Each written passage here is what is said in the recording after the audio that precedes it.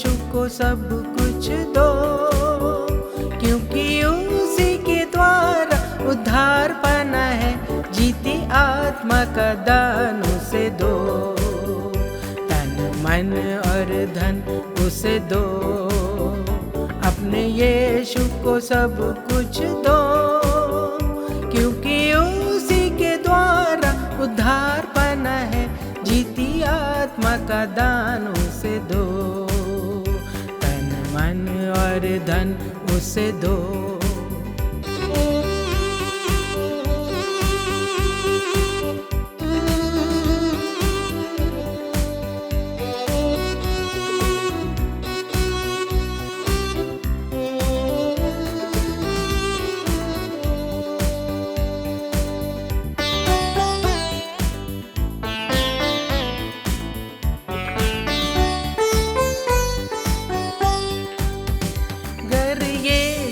बनना चाहो, कुछ करके दिखाना होगा, गर यीशु के बनना चाहो, कुछ करके दिखाना होगा, खुद बचना काफी नहीं है, औरों को बचाना होगा, दिल में पहले उसे जगह दो, अपने यीशु को सब कुछ दो, क्योंकि उसी के द्वारा उद्धार पाना है, जीती आत्मा का दान उसे दो, तन मन और धन उसे दो।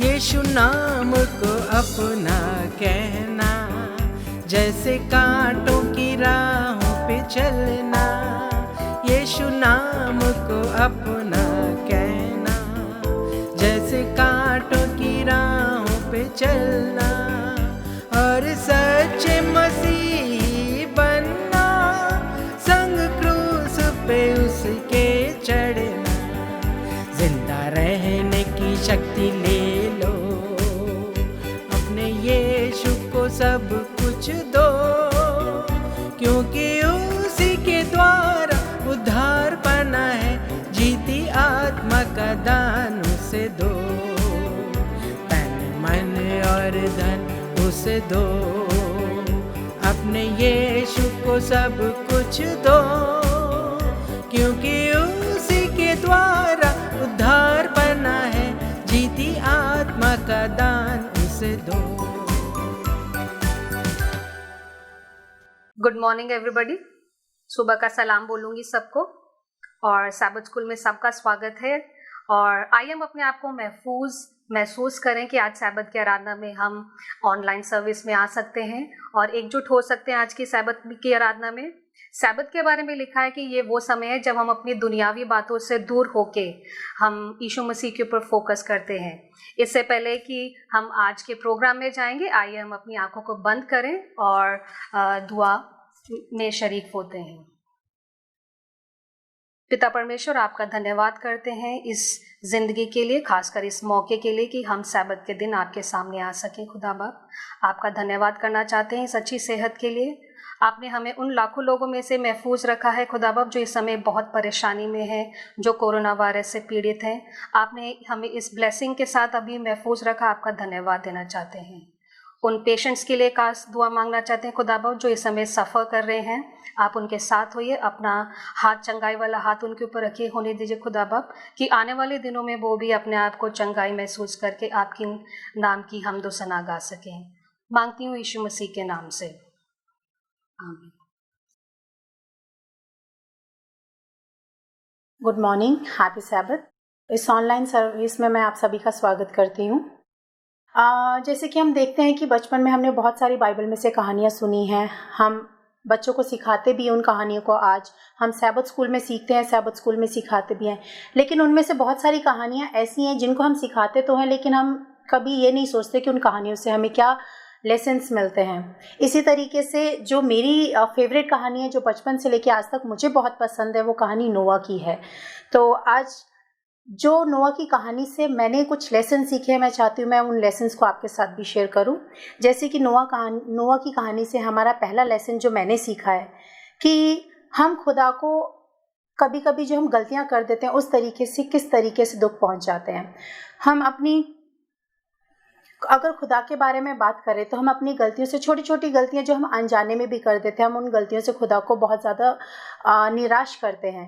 खुदा हमसे बहुत प्यार करता है। परमेश्वर एक ऐसा परमेश्वर है हमारा जो हमें इतना प्यार करता है कि जितना कोई नहीं करता होगा। और जैसे हम जानते हैं कि नोआ के दिनों में लोग इतने पापी हो चुके थे कि उन्होंने अपनी अनाज्ञाकारिता से खुदा के मन को इतनी ठेस पहुंचाई थी, इतना दुख पहुंचाया था कि खुदा उस वक्त उन लोगों से बहुत ज़्यादा निराश हो गया था। लेकिन फिर भी खुदा ने उन लोगों को अनदेखा नहीं किया, क्योंकि हमारा परमेश्वर है जो वो हमसे बहुत ही प्यार करता है, वो पवित्र और धार्मिक परमेश्वर है। जो मेरा दूसरा लेसन है वो ये है कि हम परमेश्वर की योजनाओं को नहीं जानते, ना समझ सकते हैं, लेकिन हमें उन योजनाओं पर विश्वास रखना चाहिए। जब खुदा ने नोआ को वो बोट बनाने के लिए बोली थी तो नोआ ने भी सोचा होगा उस वक्त, लेकिन खुदा ने जो नोआ से कहा, नोआ ने उस बात को माना, उसने खुदा के उस हर एक शब्द को माना। नोआ ने ये नहीं सोचा कि लोग क्या कहेंगे या लोग क्या सोचेंगे, लेकिन उसने ये बोला कि खुदा ने जो सोचा है, खुदा का जो प्लान है वो पूरे सैल्वेशन के लिए होता है, पूरे अनंत काल के लिए होता है। क्योंकि हम जो सोचते हैं खुदा की सोच उससे कहीं ज़्यादा है। खुदा के जो हमारे लिए प्लान्स हैं वो हमारी सोच से बहुत बड़े हैं। जो हमारा तीसरा लेसन है, भले ही हम लोग क्या सोचते हैं क्या नहीं करते, लेकिन कभी कभी हम आज की दुनिया के बारे में सोचे तो हम ये सोचते हैं कि अगर हम इस कार्य को करेंगे तो शायद लोग हमें पागल सोचेंगे। लेकिन एक चीज़ ध्यान रखें हम कि भले ही लोग हमें पागल समझें या पागल बोलें, फिर भी हमें परमेश्वर की आज्ञाओं का पालन करना चाहिए। क्योंकि नोआ के टाइम पे जब नोआ वो बोट बना रहा था, लोगों ने बहुत मजाक उड़ाया था नोआ का, बहुत लोग नोआ के ऊपर हंसे थे, क्योंकि ये जो खुदा ने उस वक्त सोचा था कि पूरी दुनिया को फ्लड से, एक बारिश से खुदा नाश करेगा, क्योंकि उससे पहले दुनिया में कभी बारिश हुई नहीं, लोगों ने कभी आसमान से पानी गिरता हुआ देखा ही नहीं था। लेकिन अगर उस वक्त देखे जब नोआ ने ये चीज़ लोगों को बोली, लोगों ने उसका मजाक उड़ाया, लेकिन फिर भी नोआ ने लोगों की बातों में नहीं आया। उसने सिर्फ वही काम किया जो खुदा ने उसको बोला था, उसने खुदा की आज्ञा का पालन किया। कभी कभी हम सोचते हैं या मानते हैं कि जो चीज़ें हम करते हैं वो उसका आउटकम क्या रहेगा हम नहीं सोचते, लेकिन जो चीज़ें भी हम करते हैं या मानते हैं कि खुदा की आज्ञा का पालन करना उसी तरीके से होता है कि हम जो काम हमें दिया गया है खुदा के द्वारा, हमें उसी कार्य को पूरा करना चाहिए। और इसके आगे एक और लेसन है जो है, खुदा का जो वक्त है वो हमारे वक्त से कहीं अलग है। हम नहीं सोचते या हम नहीं जानते कि हम अगले ही पल या अगला ही वक्त क्या होने वाला है हमारे लिए, लेकिन खुदा ने जो हमारा टाइम टेबल सेट किया है, खुदा ने जो हमारी लाइफ को या टाइम टेबल को एक लेआउट दिया है, एक तरीके से बनाया है, उस चीज़ को हम इमेजिन भी नहीं कर सकते। अगर आप सोचे तो हम सोचते हैं कि पता नहीं आने वाले समय में क्या होगा। अगर हम नोआ की ले तो नोआ नहीं जानता था कि जब खुदा ने वो फ्लड के लिए बोला था तो नोआ उस बोट में कितने, उस शिप में कितने दिनों के लिए रहने वाला है। लेकिन अगर हम स्कॉलर्स की बात माने तो करीबन 1 साल के करीब नोआ और उसका पूरा परिवार उन अन्य जो वहाँ पे जानवर थे उन सब के साथ उस बोट में था, क्योंकि नोआ ने सिर्फ एक ही चीज़ ध्यान में रखी थी, उसने खुदा की आज्ञाओं का पालन किया था। खुदा ने जो बोला गया नोआ ने उसी बात को माना, क्योंकि उसने उस इटर्नल लाइफ जो सेल्वेशन खुदा ने नोआ और उसके परिवार के लिए चुना था, उसने उस सेल्वेशन के लिए ध्यान दिया। उसने लोगों की बातों पे ध्यान नहीं दिया कि लोग मेरा मजाक उड़ा रहे हैं या लोग मुझे पागल कह रहे हैं। और जो आखिरी लेसन, जो आखिरी सबक हमें नोआ की कहानी से मिलता है वो ये है कि जो हमारा परमेश्वर है वो पूरा करने वाला परमेश्वर है, क्योंकि परमेश्वर का हर एक कहा हुआ शब्द सच है और पूरा होता है। खुदा ने जिस तरीके से नोआ से किया हुआ वादा पूरा किया, उसी तरीके से हमारे साथ किया हुआ वादा भी पूरा होगा। आइए हम इन बातों पे ध्यान नहीं दें कि लोग हमारे बारे में क्या सोचेंगे जब हम परमेश्वर का काम करेंगे। हम नहीं जानते परमेश्वर ने जो हमारे जीवन है उसके लिए क्या सोच रखा है, लेकिन हम उन योजनाओं को नहीं जानते, लेकिन हम उन योजनाओं के ऊपर विश्वास रख सकते हैं। परमेश्वर के कहे हुए हर एक वचन के ऊपर विश्वास रख के परमेश्वर की बातों पर विश्वास रख सकते हैं, क्योंकि जब परमेश्वर हमें लेने आएगा तो हमें इन लोगों को जवाब नहीं देना, हमें परमेश्वर को जवाब देना है कि परमेश्वर के लिए हमने अपनी ज़िंदगियों से क्या किया, हमने परमेश्वर के लिए कितने लोगों को खुदा की गवाही सुनाई है। तो आइए हम इस बात को ध्यान रखें और आगे यही सोचें कि हम जो भी कार्य करते हैं वो परमेश्वर के लिए करते हैं, किसी इंसान के लिए नहीं करते या किसी की खुशी के लिए नहीं करते, वो सिर्फ परमेश्वर की खुशी के लिए करते हैं और परमेश्वर के लिए करते हैं। गुड मॉर्निंग, आप सभी को सैबत की शुभकामनाएं। आज का मिशन रिपोर्ट नॉर्वे से आया हुआ है और आज हम मिशन रिपोर्ट में देखेंगे ग्लेन ली के बारे में, जो कि 55 वर्ष के हैं। और आज का हमारा मिशन रिपोर्ट है जिसका शीर्षक है एक कमीज़ के विषय में बात करना, एक कमीज़ के विषय में बात करना। और यहाँ हम देखेंगे ग्लेन ली की टेस्टिमनी जो उन्होंने हमें दी है। ग्लेन ली 55 वर्ष के हैं, जो कि एक नॉर्वे में ऑस्टमार्का सेवेंथ डे एडवेंटिस्ट स्कूल में एक टीचर के तौर पे काम करते हैं। और एक दिन ग्लेन बताते हैं कि वो अपनी एक फेवरेट ग्रीन कलर की पोलो टी शर्ट है, वो उसे पहनकर सबवे ट्रेन में चढ़ जाते हैं। और ग्लेन की ये बहुत ही फेवरेट टी शर्ट है और उस टी शर्ट को पहन के वो कई बार बाहर जाते हैं और वो ये सोचते हैं अपने मन में कि जब मैं इस टी शर्ट को पहन के बाहर जाऊं तो लोग मुझे देखें। और उसमें एक बहुत ही ख़ास बात थी। ग्लेन का जो टी शर्ट था उसके लेफ़्ट साइड में उस पे एक एम्ब्रॉयडरी थी और उसने ये लिखवाया था एडवेंट एयरलाइंस और उसका नाम था उसके नीचे स्टीवर्ट ग्लेन ली और ऊपर एक एयरप्लेन की तस्वीर भी थी। और ग्लेन ली उस मेट्रो में गया और फिर वहाँ पे जाते ही वो सोच रहा था कि काफ़ी सारे लोग मुझे देखें। और ज़्यादा वक्त नहीं हुआ और वहाँ पे एक महिला थी, एक बुज़ुर्ग महिला जो करीबन 60 वर्ष की करीब होंगी। वो उस महिला के पास जाकर बैठा और वो महिला जब ग्लेन ली उसके पास आके बैठे तो वो उसे देखने लगी और उसकी टी शर्ट को बड़ी गौर से देखने लगी, बहुत ध्यान से उसकी टी शर्ट को देखने लगी। और फिर 5 मिनट के बाद जब उस महिला से रहा नहीं गया तो फिर उसने ग्लेन ली से पूछा कि आपके टी शर्ट में एडवेंट एयरलाइंस लिखा है। और वो कहती है कि मैंने इस एयरलाइंस के बारे में कभी नहीं सुना, क्या आप इसमें काम करते हैं? और फिर ग्लेन ली ने कहा जी हाँ, मैं इस एयरलाइंस में काम करता हूँ। और फिर उस महिला ने ग्लेन ली से कहा कि ये कहाँ जाती है? और फिर ग्लेन ली ने उसे उत्तर दिया कि हमारा सिर्फ एक ही डेस्टिनेशन है। और महिला ने उस डेस्टिनेशन के बारे में नहीं पूछा, वो सोच में पड़ गई थी ऐसा ये कौन सा एयरलाइंस है जो सिर्फ एक ही डेस्टिनेशन पे जाती है। और फिर कुछ ही देर के बाद उस महिला ने ग्लेन ली से पूछा क्या इसकी टिकट्स बहुत ही महंगी है? ये सुनकर ग्लेन ली ने कहा नहीं, ये टिकट्स मुफ्त की है। और वो महिला बहुत ही हैरान होकर ग्लेन ली को देखने लगी। उसे ये बात वो इस बात को विश्वास नहीं कर पा रही थी कि ये टिकट कैसे फ्री हो सकती है। और फिर उसने कहा क्या ये टिकट्स फ्री है? ये ऐसे कैसे हो सकता है? और फिर ग्लेनली ने कहा कि ये टिकट्स फ्री इसीलिए है क्योंकि 2000 वर्ष पहले इसकी कीमत चुकाई जा चुकी है। और फिर वो महिला सोचने लगी और आश्चर्यचकित हो गई। फिर कुछ देर के बाद उसकी आंखों में एक चमक उठी और फिर वो ये समझ गई कि ग्लेनली किस विषय में बात कर रहे हैं।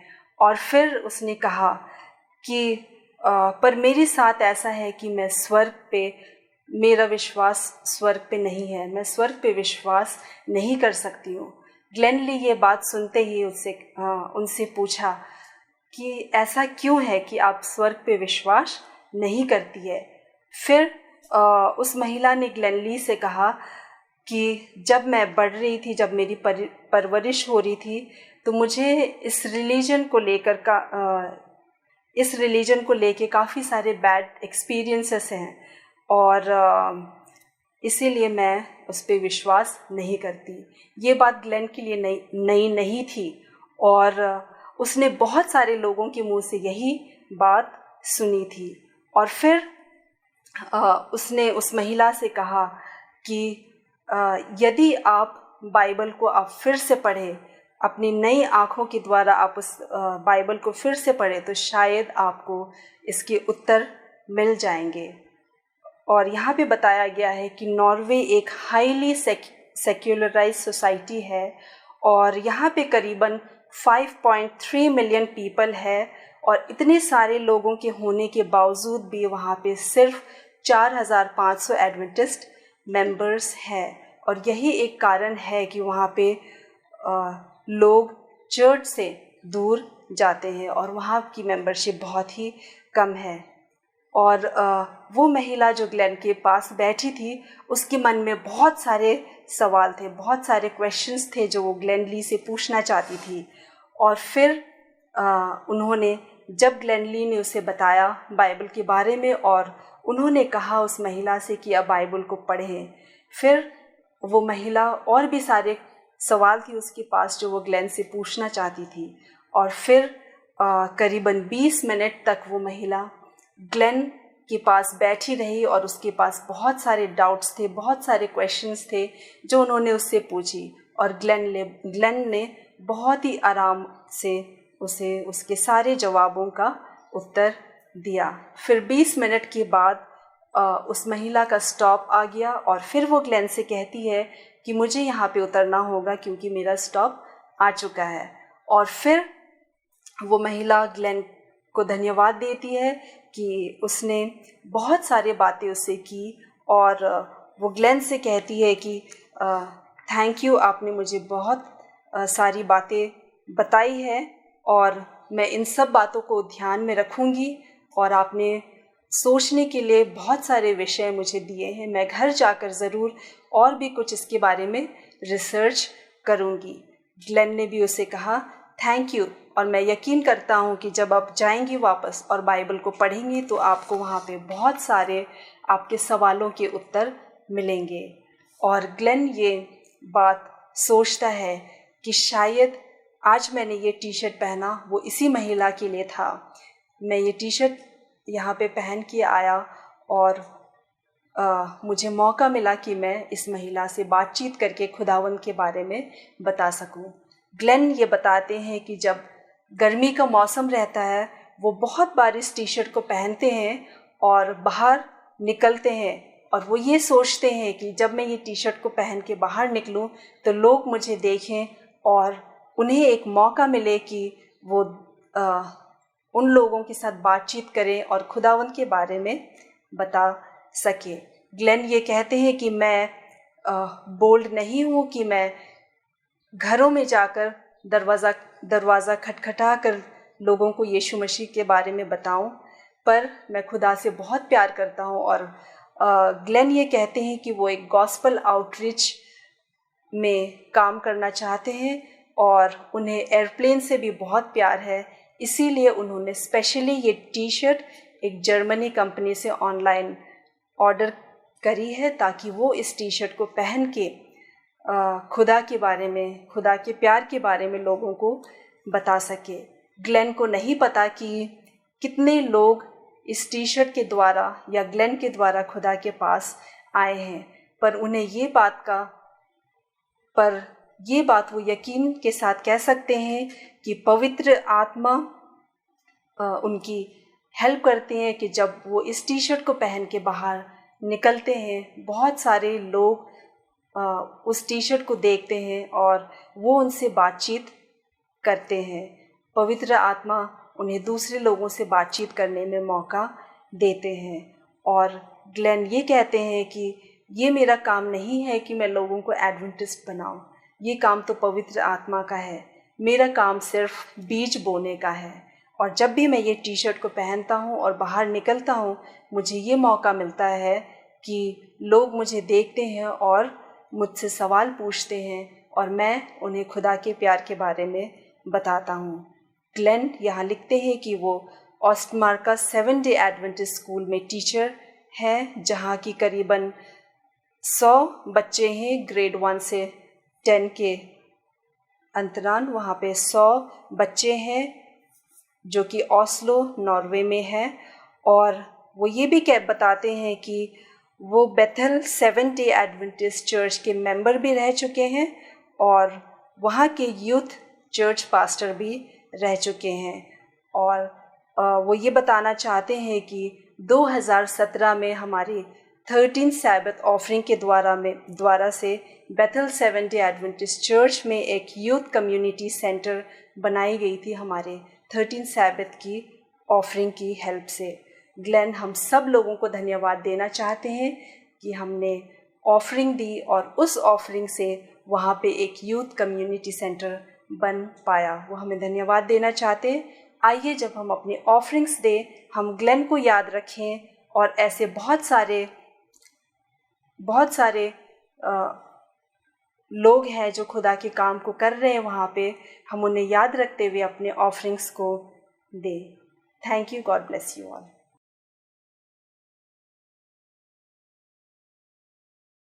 आप सभी को गुड मॉर्निंग और आज की लेसन स्टडी में आप सबका स्वागत है। हम पिछले हफ्ते जो हमने पहला भाग पढ़ा था सृष्टि और उत्पत्ति, जो हमारी नींव है, उसका हमने पहला भाग पढ़ा था, उसका अब हम दूसरा भाग पढ़ेंगे।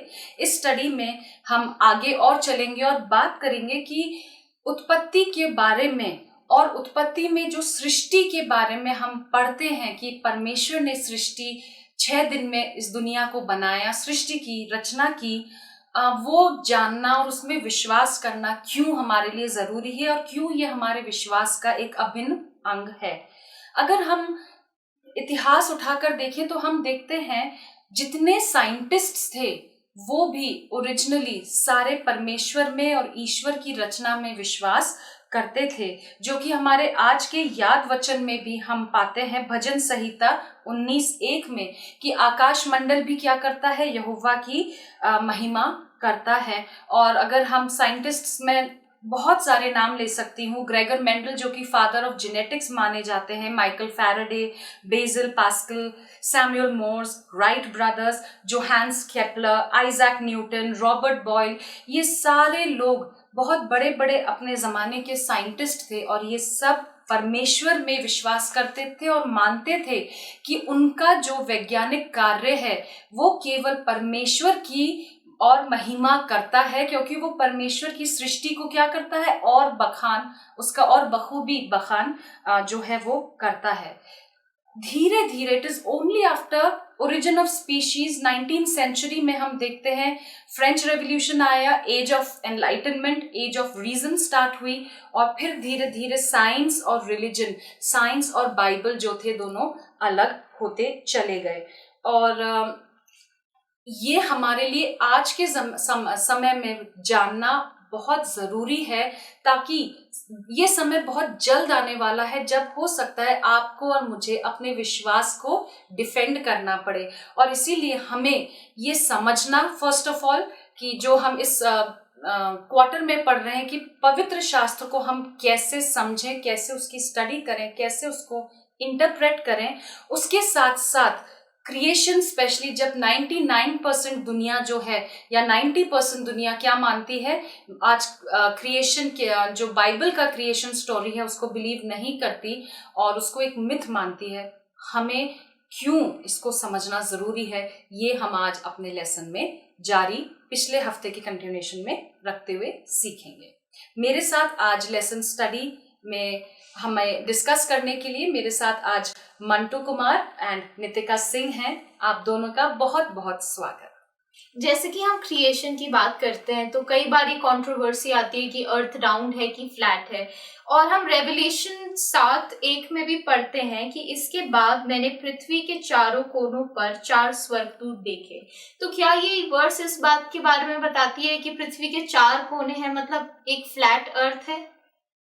थैंक यू नितिका इस अच्छे सवाल के लिए, बिकॉज कई बार हम कुछ बाइबल वर्सेस पढ़ते हैं और हम ये पूरे क्वार्टर में सीख रहे हैं कि बाइबल हमें कैसे इंटरप्रेट करनी है। और अगर हम प्रकाशित वाक्य की पुस्तक को देखें तो प्रकाशित वाक्य कंप्लीटली एक प्रोफेटिक बुक है और प्रोफेसीज हम समझ चुके हैं कि प्रोफेसीज क्या है। प्रोफेसीज ज्यादातर सिंबॉलिक लैंग्वेज में इस्तेमाल की गई हैं। तो मैं अपने दर्शकों को भी बताना चाहूंगी कि प्रकाशित वाक्य में 7:1 में हम अपनी बोलचाली की भाषा में भी बोलते हैं कि चारों कोनों से लोग आए, people came from all the corners of the world. लेकिन इसका मतलब ये नहीं है कि हम वाकई मानते हैं कि दुनिया के 4 कोने हैं। दिस इज सिंबॉलिक लैंग्वेज, और नॉट जस्ट सिंबॉलिक, ये 4 कंपस पॉइंट्स को भी दिखा सकता है, नॉर्थ साउथ ईस्ट वेस्ट, मतलब हर दिशा से।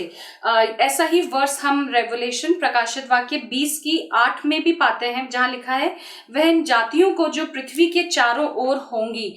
तो पृथ्वी के चारों ओर होने का मतलब है it is a symbolic language जो डिनोट करता है कि हर तरफ से कोई जगह पृथ्वी की जो है वो छूटेगी नहीं। जैसा मैं आपके साथ कुछ और ऐसे वर्सेस शेयर करना चाहूंगी जो हमें बताते हैं कि बाइबल कितनी साइंटिफिक बुक है। इनफैक्ट साइंस ने तो इन बातों की पुष्टि बाद में करी, लेकिन बाइबल जो है वो हमें पहले से बताती है। और अगर अय्यूब, जो कि बाइबल की हम मानते हैं सबसे पुरानी पुस्तक लिखी हुई है, उसमें भी हम देखते हैं अय्यूब की पुस्तक उसके 26 बाब की अगर 10 आयत में देखें, वहां लिखा है he has inscribed a circle on the face of the waters. तो यहाँ पे एक कर्व्ड होराइजन की जो बात है वो राइटर यहाँ पे करता है। और अगर आपने कभी शिप से ट्रैवल किया है तो हम देखते हैं हम पाते हैं कि जब कोई दूसरा शिप आपको होराइजन पे दिखता है तो वो एकदम से जब दूर जाता है तो वो जैसे लेंस में, कर्व्ड लेंस में छोटा होता चला जाता है, वो वैसा ही दिखता है। वो एकदम से जैसे एक फ्लैट अर्थ होती तो वो एक पॉइंट के बाद एकदम से गायब हो जाता और उसका साइज छोटा नहीं होता, ऐसा नहीं होता, वो छोटा होता जाता है, and you can feel the curve of the earth. तो बाइबल बहुत क्लियरली हमें ऐसी बातें बताती है जो साइंस ने शायद 16th, 17th या 18th सेंचुरी में जो है उन बातों की पुष्टि करी। अगर आप अय्यूब 28 उसकी 25 आयत पढ़ेंगे तो वहां हमें पता चलता है कि हवा में क्या है, भार है, एयर हैज वेट। और ये अगेन ऐसा कॉन्सेप्ट है जो रिलेटिवली बहुत मॉडर्न कॉन्सेप्ट है। 17th सेंचुरी में शायद ये हमने साइंस ने इस बात की पुष्टि करी कि एयर में भी मास होता है या वेट होता है। इसी तरह से जोब अय्यूब 37 वर्स 16 में अगर हम पढ़ें तो ये बाइबल ही हमें बताती है कि क्लाउड्स कैसे वाटर वेपर होता है, उनमें पानी की बूंदें होती हैं, फिर भी वो वहां पे टंगे रहते हैं, वो बैलेंस होते हैं बिकॉज एयर हैज वेट। और ये बात जो है बाइबल हमें बहुत पहले बताती है और ये साइंस ने क्या करा है, बाद में खोज करी है। इसी तरह से वाटर साइकिल की खोज बहुत बाद में हुई, इंसान को ये बहुत बाद में समझ आया कि बरसात कैसे होती है। लेकिन अगेन अय्यूब 36 से 27 और 36 बाब की 27 और 28 आयत में हम बहुत कुछ वाटर साइकिल के बारे में पढ़ते हैं, या यशाया 55:10 में भी हम वाटर साइकिल के बारे में पढ़ते हैं। इनफैक्ट मैं जब इसी से रिलेटेड इंटरनेट पे ऐसे गूगल पे सर्च कर रही थी तो मैंने रियलाइज किया, क्योंकि अभी जब पैंडेमिक की बातें हो रही हैं और कोरोना की बात हुई तो स्पेनिश फ्लू का बहुत जिक्र आया, जो कि वर्ल्ड वॉर के समय, फर्स्ट वर्ल्ड वॉर के समय 20th सेंचुरी में फैला था। और स्पेनिश फ्लू और उससे पहले 16th-17th सेंचुरी में ब्लैक डेथ करके एक मिस्टीरियस प्लेग फैला था जिससे 1/3 पॉपुलेशन यूरोप की खत्म हो गई थी। और उस समय ऐसा हुआ था कि यहूदियों को बहुत परसिक्यूट किया गया था, क्योंकि ये जो पैंडेमिक थी या ये जो महामारी थी, ये यहूदियों में बहुत कम, इनफैक्ट ना के बराबर फैली थी, क्योंकि यहूदी क्या करते थे, लय व्यवस्था में जो लॉज ऑफ सैनिटेशन दी गई हैं उनको फॉलो करते थे। स्पेनिश फ्लू में भी ऐसा ही हुआ, लेकिन समहाउ इस समय यहूदियों को परसिक्यूट नहीं किया गया, क्योंकि लोगों में थोड़ी समझ आने लगी थी कि जो सैनिटेशन लॉज हैं यहूदियों की वो साइंटिफिक हैं। तो अगर आज भी हम कोरोना की बात करते हैं, घर में घुसने से पहले हम हाथ धोना पसंद करते हैं, हम चीजें बाहर रखते हैं, हम उनको पहले सैनिटाइज करते हैं। See how scientific the Bible is. We are going back to the laws of sanitation given by our own God. तो बाइबल जो है वो बिल्कुल भी दकियानूसी बातें या अनसाइंटिफिक बातें नहीं सिखाती। इनफैक्ट साइंस जो है वो बाइबल ट्रूथ्स की क्या करती है, पुष्टि करती है। डॉक्टर अतिका, मैं आपका धन्यवाद देना चाहता हूँ सुंदर विचार के लिए। सच में बहुत अच्छे तरह से जो है आपने बताया। मैं एक बाइबल वर्स पढ़ना चाहता हूँ, यशायाह 40 अध्याय और उसका जो है 21 और 22। क्या तुम नहीं जानते, क्या तुमने नहीं सुना, क्या तुमको आरंभ से नहीं बताया गया, क्या तूने पृथ्वी की नींव पड़ने के समय से ही से विचार नहीं किया। यह वह है जो पृथ्वी के घेरे के ऊपर आकाश मंडल पर विराजमान है। तो हम देखते हैं यशायाह की किताब को कि परमेश्वर ने यशायाह को सीधा बताया कि क्या तुझे नहीं पता। अब हम जानेंगे क्या बात जो है बोल रहा है नहीं पता। और हम देखें अगर वैज्ञानिक जो है एक जो उनका नाम है गैलीलियो, उन्होंने जो है 16वीं और 17वीं शताब्दी में जो है उन्होंने खोज किया और बताया कि दुनिया गोल है।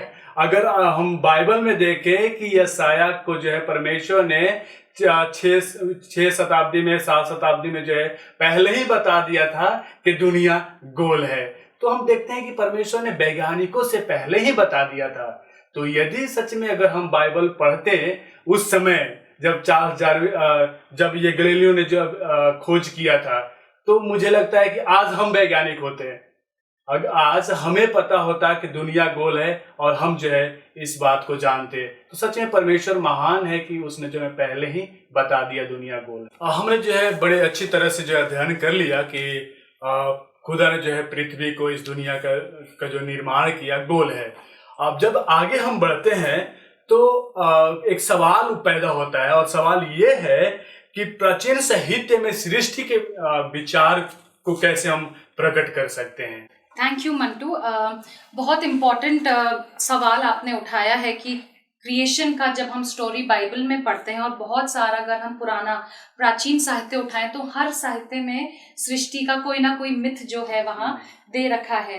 एक अगर मिथ में शेयर करूं तो एट्राहासिस की जो 3 टैबलेट्स मिली थी, और ये जो मिथ है ये अगर हम देखें तो ये सिमेंटिक लैंग्वेज में लिखा हुआ है, और ये हम्मुराबी जो बहुत फेमस किंग हुआ था, हम्मुराबी कोड जो लॉ हम फेमस पढ़ते हैं बचपन में, हम्मुराबी के ग्रैंडसन के समय में ये जो टैबलेट्स थी लिखी गई, जिनकी खोज बाद में हुई। और यहाँ पे भी हम देखते हैं सृष्टि का, हर कल्चर में हम देखते हैं सृष्टि का कोई ना कोई अकाउंट है, लेकिन कोई भी अकाउंट बाइबल के अकाउंट से मैच नहीं करता। जो एट्राहासिस की जो टैबलेट्स थी इसमें 3-4 बातें थी। पुराने ज़माने में जितने भी पेगन रिलीजन्स थे वो पॉलीथीस्टिक होते थे, उनमें बहुत सारे गॉड्स एंड गॉडेसेस होते थे। तो कहानी ये है कि जो लेसर गॉड्स थे वो बहुत काम करते थे, और जो ग्रेटर गॉड्स थे उनके ऊपर रूल करते थे, और लेसर गॉड्स जो थे वो बहुत थक गए, और एक दिन उनने जो था वो रिबेल किया, विद्रोह किया, और कहा हम अब काम नहीं करेंगे। और उस पर्पस से फिर सारे जो गॉड्स गॉडेसेस थे वो मिले, और उनने नेचर गॉडेस को बोला कि वो क्या करें, क्रिएशन कुछ नहीं करें, जो कि क्या करे, ये लेसर गॉड्स का काम जो है वो करे, उनका भार जो है उन पे डाल दिया जाए, और जो लेसर गॉड्स हैं वो आराम कर सकें। और हम देखते हैं ये जो क्रिएशन अकाउंट है इसमें क्ले ली गई, जो कि हम बाइबल अकाउंट में भी पढ़ते हैं, लेकिन सिर्फ यहीं तक मुझे लगता है सिमिलैरिटी है कि मिट्टी ली, लेकिन उसमें उनने एक और किसी और गॉड का को मर्डर किया, उसको मारा, उसका ब्लड और उसका फ्लैश उस मिट्टी में जो था वो मिक्स किया। और डिटेल में अगर हम पढ़ें तो फिर सारे गॉड्स जो हैं वो उसके ऊपर थूकते हैं और वो सलाइवा भी उसमें मिक्स होता है। कुछ दिनों तक वो पुतले जो हैं वो रहते हैं एंड देन सडनली जो नेचर गॉडेस ने एक स्पेशल वूम्ब क्रिएट किया था, उसके अंदर से जो है कुछ समय बाद 7 मेल और फीमेल ह्यूमन बीइंग्स निकल कर आते हैं। ऐसे हम कई सारे क्रिएशन अकाउंट्स पढ़ते हैं, लेकिन बाइबल से इनका कोई भी मैच नहीं है। तो बहुत से जो लोग हैं ये आरोप लगाते हैं कि मूसा ने शायद आसपास के कल्चर से कहानियों से लेकर और एक अपना ही क्रिएशन अकाउंट बनाया है। ऐसा नहीं है। बाइबल का क्रिएशन अकाउंट जो है वो पवित्र आत्मा के द्वारा प्रेरित है। और क्यों प्रेरित है और क्यों स्पेशल है, मैं इसलिए मानती हूँ क्योंकि अगर हम इसी अकाउंट को लें तो ये कितना वायलेंट है, इसमें खून है, खराबा है, और मतलब किसी की लिटरली अपने ही जन की उन लोगों ने पहले हत्या करी ताकि उसका ब्लड और फ्लैश हमें। तो दीज आर वेरी गॉरी डिटेल्स जो हम अगर हम हमारा ओरिजिन ऐसे ट्रेस करते हैं तो कितना मुश्किल है अपने आप को ह्यूमन समझना और एक डिग्निटी के साथ जीना। ये चीज हम बाइबल के अकाउंट में नहीं जानते। अगर हम पहला यूहन्ना उसकी 3 बाप और उसकी 1 आयत पढ़ते हैं तो वहां लिखा है, पिता ने हमसे कैसा प्रेम किया है कि हम परमेश्वर की संतान कहलाएं, और हम हैं भी। ये यूहन्ना जो है कहता है हम हैं भी। क्रिएशन अकाउंट अगर बाइबल का हम देखते हैं तो ये बहुत इंपॉर्टेंट अकाउंट है क्योंकि ये हमें बताता है हमारा ओरिजिन क्या है। और हमारा ओरिजिन ना तो वायलेंट है, ना लेसर एनिमल्स से निकला है, ना ही एक्सीडेंट है। हम एक पर्पस के लिए बनाए गए, सृजे गए, और वो पर्पस क्या था कि हम परमेश्वर को महिमा दे सके और हम परमेश्वर की सूरत और सीरत में बनाए गए। ये सोचकर बहुत अच्छा लगता है। दूसरा, अगर हम इस क्रिएशन अकाउंट में देखें तो इंसान की लाइफ में कहीं चैन नहीं है क्योंकि इंसान को भगवानों का काम मेहनत मशक्कत करने के लिए बनाया। बट बाइबल हमें बताती है परमेश्वर प्रेम है और मोहब्बत करने वाला परमेश्वर है, और परमेश्वर ने पहले इंसान को बनाने से पहले उसके रहने के लिए खूबसूरत जगह बनाई, फिर इंसान को बनाया और फिर उसको आराम करने के लिए सब्त भी दिया। तो परमेश्वर कभी नहीं चाहता था कि इंसान खून पसीना बहाकर कड़ी मेहनत करे और कोई चैन या आराम ना पाए। तो हम देखते हैं परमेश्वर का एक और पर्पस जो था हमें बनाने का, परमेश्वर हमसे कम्युनिकेट करना चाहता था, बातचीत, रिश्ता बांधना चाहता था। इसीलिए बाइबल कहती है हर ठंडे समय, दिन के हर ठंडे समय या ठंडे पहर के समय परमेश्वर आदम और हवा से मिलने जाता था। Very true. तो बाइबल का जो क्रिएशन अकाउंट है वो हमारा ओरिजिन जो है वो बहुत डिग्निफाइड बताता है, और इस कारण हमारा पूरा एटीट्यूड लाइफ के प्रति जो है वो चेंज हो जाता है। और इसीलिए शायद शैतान ने सबसे ज्यादा अटैक जो है वो किस पे किया है, हमारे ओरिजिन पे। सृष्टि की जो बाइबल में कहानी है या जो वर्णन है उस पे अटैक किया, क्योंकि शैतान नहीं चाहता कि हम अपने आप को परमेश्वर की संतान माने। हम इनफैक्ट और रिलीजियस टेक्स्ट भी पढ़ते हैं तो उसमें ऐसा होता है कि आप मरते ही आप किसी दूसरे फॉर्म में जन्म ले लेते हो और आपकी लाइफ चलती रहती है, कंटिन्यूअस प्रोसेस होते हैं और उस पर कोई एंड नहीं होता। पर हमें कितनी अच्छी सैल्वेशन वाली बात मिली है कि हमें इतने तक काम करना, उसके बाद खुदा के साथ हम हमेशा रह सकते हैं। हम और भी कई जगह पढ़ते हैं, जैसे हम कॉस्मिक स्ट्रगल्स के बारे में पढ़ते हैं, हम कुछ चीज़ों के बारे में पढ़ते हैं जो हमसे ऊपर होती हैं थोड़ी। हम कई बार सेलेस्टियल बॉडीज के बारे में पढ़ते हैं, कई बार हम देखते हैं कि कैसे हम कितनी जगह पढ़ते हैं न्यूज़पेपर में, मैगजीन्स में, कैसे हमारे प्लैनेट्स हमें रूल करते हैं, और हम अपने फिर ज़ोडिएक साइंस में भी बिलीव करते हैं जो आजकल बहुत नॉर्मल है। तो इस सब के बारे में बाइबल क्या बताती है? थैंक यू नितिका, आपने बहुत अच्छा पॉइंट जो है वो उठाया है। अगर हम पुराने रिलीजन्स में देखें और आज भी हम दुनिया भर में जितने रिलीजन्स हैं या कल्चर्स हैं, हम देखते हैं कि कहीं ना कहीं इंसान जब आंख उठाकर देखता है ऊपर, और जब उसे प्रकृति की बहुत सारी चीजें समझ नहीं आई तो उसने क्या करा, उनकी वर्शिप करना स्टार्ट करती, उनकी पूजा करना स्टार्ट करती। उसको सूरज समझ नहीं आया, उसने सूरज की पूजा कर ली। चांद समझ नहीं आया, लाइटनिंग से उसको डर लगा तो उसने उसकी भी पूजा स्टार्ट करी। लेकिन बाइबल जो है, अगर आप मेरे साथ निकालें उत्पत्ति और उसका क्रिएशन अकाउंट हम देखें तो हम पहले तो पढ़ेंगे उत्पत्ति उसका 1 बाप और उसकी 3 आयत। जब परमेश्वर ने कहा उजियाला हो तो उजियाला हो गया।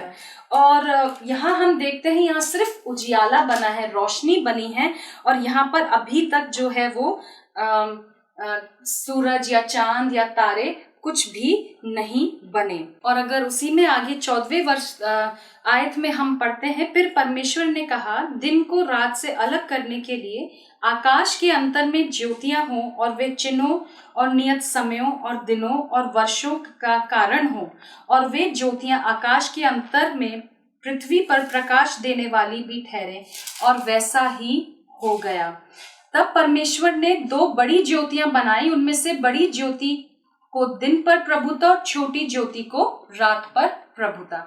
तो हम देखते हैं कि परमेश्वर ने पहले रोशनी बनाई और फिर बाद में उसने 2 बड़ी ज्योतियां बनाई। जो ज्यादा बड़ी थी वो दिन पर प्रभुता, जिसको आज हम सन के नाम से जानते हैं, और जो छोटी ज्योति थी वो रात पर प्रभुता करने के लिए, जिसे हम मून के नाम से जानते हैं। और आज भी हम महीने जो है हम 30 अप्रोक्सीमेटली या 31 मानते हैं, तो वो मून की साइकिल से ही मंथ नाम निकल के आया, तो वो मून से ही हम कैलकुलेट करते हैं। और सबसे बड़ी बात यहाँ पे देखिए, उत्पत्ति में ही लिखा हुआ है कि ये जो 2 ज्योतियां हैं वो क्या होंगी, समयों, दिनों और वर्षों का और क्लाइमेट का, जो सीजन्स का है, उसका अंतर बताने के लिए होंगी। ये बातें साइंस ने बहुत बाद में पता करी, लेकिन बाइबल हमें, परमेश्वर क्योंकि क्रिएटर है और उसने इन चीजों को अपने हाथ से रचा है, तो वो एग्जैक्टली जानता है कौन सी चीज का क्या फंक्शन है। और जो दूसरा सवाल था आपका नितिका, कि लोग कई बार जो प्लैनेट्स हैं, ग्रह हैं, उनके मूवमेंट को भी पढ़कर और बहुत सारी चीज़ों को समझने की, जानने की कोशिश करते हैं।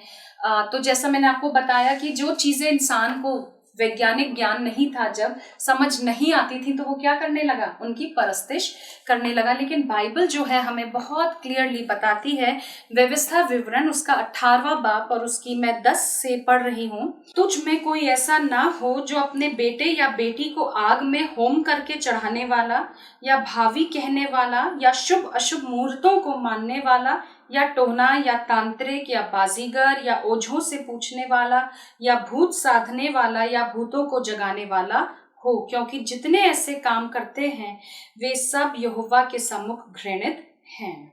और अगर इसी के साथ हम लय व्यवस्था की 19 बाब की 26 आयत में पढ़ते हैं, तो वहां पे भी लिखा हुआ है, तुम और ना टोना करना और ना शुभ या अशुभ मुहूर्तों को मानना। क्योंकि समय को किसने बनाया, परमेश्वर ने बनाया, तो ना तो हमें शुभ अशुभ मुहूर्त मानने हैं, और ना ऐसी हर कोई भी चीज करनी है जो कि हमें ये समझाए जादू हो या ब्लैक मैजिक हो या भूतों से बात करना, क्योंकि ये सारे कार्य जो हैं वो परमेश्वर की निगाह में घृणित हैं। और बहुत क्लियरली बाइबल हमें बताती है, व्यवस्था विवरण 29 की 19 में लिखा है, गुप्त बातों पर यहोवा का वश है। तो बहुत से लोग ग्रहों के मूवमेंट्स को देखकर अपने भविष्य को जानना चाहते हैं, लेकिन भविष्य जो है वो कौन जानता है, केवल और केवल परमेश्वर जानता है। इसीलिए वो यशाया में भी चैलेंज करता है दूसरे गॉड्स को, देवी देवताओं को, कि बताओ आने वाले समय में क्या होने वाला है। अगर तुम बता सकते हो तो मानूंगा मैं तुम खुदा हो, लेकिन कोई नहीं बता सकता, केवल भविष्य की बातें परमेश्वर ही बता सकता है। अगर हम बुधवार के लेसन स्टडी में जाते हैं, बुधवार के पाठ में जाते हैं, तो यहाँ पे सृष्टि और समय की बात की जा रही है। अगर हम बाइबल अध्ययन करते हैं, पढ़ते हैं, उत्पत्ति उसका 10 अध्याय, वहां पे जो है वंशावली का जिक्र है। अगर हम जो है लुक्का की किताब को पढ़ते हैं, लुक्का उसका 3रा अध्याय, वहां पे भी यीशु मसीह की वंशावली का जिक्र किया गया है। तो क्या संबंध है वंशावली के द्वारा हम कैसे सृष्टि के समय को पता कर सकते हैं? आप इस पे थोड़ा प्रकाश डालें। थैंक यू मंटू इस अच्छे क्वेश्चन के लिए, क्योंकि कई बार हम देखते हैं कि स्टार्टिंग में स्कॉलर्स जो थे वो बाइबल में जो वंशावलियां दे रखी हैं, अगर हम उत्पत्ति 5 देखें, उत्पत्ति 11 देखें, और सेम अगर हम वंशावली देखते हैं तो वो हमें पहला इतिहास के पहले बाब में भी हमें जो वंशावली है वो दिखती है। और बाइबल स्कॉलर्स जो थे वो इन वंशावली में जो एजेस हैं, क्योंकि हम देखते हैं बाइबल में जैसे हम उत्पत्ति 11 में देखें तो वहाँ लिखा है शेम जो सब एबेर वंशियों का मूल पुरुष हुआ और जो येपेत का ज्येष्ठा भाई। तो क्रमबद्ध जो है बाइबल में वंशावली दे रखी है और किसी ना किसी की, जितने लोग यहाँ मेंशन है उनकी उम्र भी दे रखी है। आदम इतने वर्ष तक जिया, नूह इतने वर्ष तक जिया। तो हम देखते हैं कि बाइबल स्कॉलर्स ने इन सालों को ऐड करके और एक अप्रोक्सीमेट टाइम जो था वो कैलकुलेट करा था फ्लड से क्रिएशन का, फ्लड से यीशु मसीह तक का। और अगर हम आज मोटे मोटे तौर पर देखें तो करीबन हम मानते हैं ह्यूमन हिस्ट्री, मनुष्य की जो रचना है या मनुष्य की जो हिस्ट्री इस पृथ्वी पर है वो 6000 वर्ष पुरानी है। और लेकिन धीरे धीरे जब साइंस का लोग बहुत ज्यादा सहारा लेने लगे, इन अ सेंस साइंस को एज अ सप्लीमेंट ना लेके बाइबल का, साइंस को कंप्लीट मानकर और बाइबल को जब सप्लीमेंट यूज करने लगे तो वहां पर सारी जो गड़बड़ियां थी या प्रॉब्लम्स थी वो स्टार्ट हुई। और बहुत सारे लोगों ने फिर क्या किया, क्रिएशन के जो 6 लिटरल डेज थे जो कि हमने पिछले भाग में पढ़े थे कि ये वाकई 6 दिन थे, वो 6 दिनों को उनने क्या करा, बिलियंस ईयर्स या जिलियन ईयर्स में या मिलियन ईयर्स में जो था कन्वर्ट करना स्टार्ट कर दिया। तो अगर हम जैसा आपने लूका 3 बाब में बताया है, तो जैसा हम लूका 3 बाब में भी पढ़ते हैं, यीशु मसीह की वंशावली यहाँ पर बताई गई है। और मैं उस बाब के आखिरी पद जो है आपके सामने पढ़ रही हूँ। और वह एनोश का और वह शेत का और वह आदम का और वह परमेश्वर का पुत्र था। तो ये वंशावली कई बार हम सोचते हैं बाइबल में क्यों दी गई है। यहाँ पर हम देखते हैं आदम का ओरिजिन कहाँ ट्रेस बैक हुआ है, परमेश्वर का पुत्र, Adam the son of God. जब हम इन वंशावली को देखते हैं तो हमें हमारा ओरिजिन पता लगता है कि हम क्या है, परमेश्वर के पुत्र और पुत्रियां हैं। और हमें ज्ञात होता है कि हम कहाँ से आए हैं। हम एक बहुत डिवाइन ओरिजिन से, हमें परमेश्वर ने अपना बेटा या बेटी बनाया है। और ये वंशावली जब हम पढ़ते हैं तो हम देखते हैं ह्यूमन रेस करीबन 6000 साल है, लेकिन पृथ्वी जो थी वो परमेश्वर ने बहुत पहले बनाई थी। क्योंकि उत्पत्ति 1 में लिखा है, आदि में परमेश्वर ने आकाश और पृथ्वी की सृष्टि की। पृथ्वी बेडौल और सुनसान पड़ी थी और गहरे जल के ऊपर अंधियारा था तथा परमेश्वर का आत्मा जल के ऊपर मंडराता था। तो पृथ्वी की रचना तो परमेश्वर ने बहुत सालों, हमें नहीं पता, बाइबल हमें समय नहीं बताती, बहुत सालों पहले कर दी होगी। लेकिन हमारी ह्यूमन हिस्ट्री इस पृथ्वी पर कितनी पुरानी है, अगर हम बाइबल को देखें तो करीबन 6000 साल जो है वो पुरानी है। और ये हिस्ट्री हमें कहाँ तक लेके जाती है, वंशावली के द्वारा हम अपना ओरिजिन परमेश्वर तक खोजते हैं। दूसरी बात वंशावली की जो बहुत खूबसूरत है, our God is a God of detailing. परमेश्वर हर एक को उसके नाम से जानता है, क्योंकि परमेश्वर का वचन कहता है, मैंने तेरा नाम अपने हाथ पे खोद रखा है। परमेश्वर हम में से हर एक को अपने नाम से जानता है, हम में से हर एक के लिए वो चिंतित है, क्योंकि हम वो 100वीं भेड़ हैं जो 99 तो थी, लेकिन 100वीं भेड़ को खोने वो निकला था और उस 100वीं भेड़ के लिए वो जान देने आया था। So we have a very loving God who has created us with a purpose। उसने हमें एक मकसद के लिए बनाया और हमें क्या करा, उसने बहुत प्यार से बनाया। और जब हम खो गए थे तो उसने हमें वापस अपने तक पहुंचाने का एक जरिया जो था वो हम यीशु मसीह की जीनियोलॉजी से भी पता करते हैं। तो आपका कहने का मत तात्पर्य ये है कि जो वंशावली का जो दिया गया है, इसमें मेंशन किया गया है, वर्णन किया गया है, वो जो है समय को बताता है कि पृथ्वी का निर्माण कब हुआ। बिल्कुल यही बात है ना जी। क्योंकि अगर हम उत्पत्ति उसका 1 और 1 पढ़ते हैं, वहां पे लिखा है कि आदि में परमेश्वर ने आकाश और पृथ्वी की सृष्टि की। वहां पे समय नहीं है, लेकिन हम वो वंशावलियों को पढ़ते हैं और आदम का जो कि आपने जिक्र किया, आपने पढ़ा भी लूका उसका 3 अध्याय में और उसके लास्ट पद में कि आदम जो था वो परमेश्वर का पुत्र था। और हम देखते हैं उत्पत्ति में कि परमेश्वर ने आदम को अपने उसी समय बनाया, 6 दिन के बाद बनाया। तो जेनेलॉजी के द्वारा और वंशावली के द्वारा समय का पता चलता है। बिल्कुल। सो जीनियोलॉजी या वंशावली के द्वारा हमें क्या पता चलता है?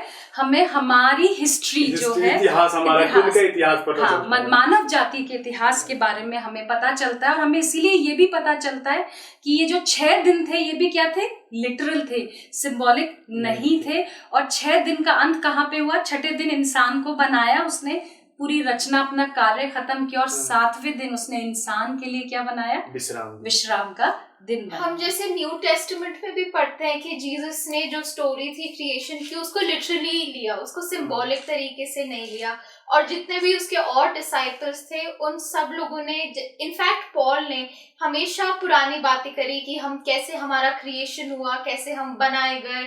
और हम कितनी वर्सेस में पढ़ सकते हैं? मैथ्यू 19, मार्क 10 का 6, ल्यूक 11:50, जॉन 1 का 1 से 3 और एक्ट्स 14 चैप्टर 15 वर्स, कि सिर्फ हमारी क्रिएशन के बारे में बात होती है। और ये फैक्ट एस्टैब्लिश होता है कि हमारी जो ओरिजिन है वो डेट करती है, उस बात पे ज्यादा ध्यान दिया जाता है कि हमारा जो ओरिजिन है वो खुदा से ही हुआ है। हम किसी जानवर से नहीं ओरिजिनेट हुए, हम कोई कॉस्मिक, कोई बिग बैंग थ्योरी नहीं हुई कि हमारा जन्म हुआ, या हम किसी एक्सीडेंट से नहीं आए, बल्कि हम पूरा पर्पस था हमें एक बनाने का, वो जो खुदा हमसे फुलफिल कराना मांगता है। तो हम ये चीज समझ सकते हैं कि जो हमारा जो क्रिएशन है वो एक डिवाइन क्रिएशन है। और हमें जो हमारा जहाँ से स्टार्ट होता है, जैसे एडम के लिए बोला है कि वो खुदा के बच्चे हैं, तो हम भी खुदा के बच्चे इनडायरेक्टली हुए। थैंक यू नितिका, आपने बहुत अच्छा ऐड किया। इनफैक्ट अगर हम यीशु मसीह की पूरी मिनिस्ट्री देखें, हमने हमेशा पुराने नियम के राइटर्स को और वहाँ लिखी बातों को बिल्कुल लिटरली लिया।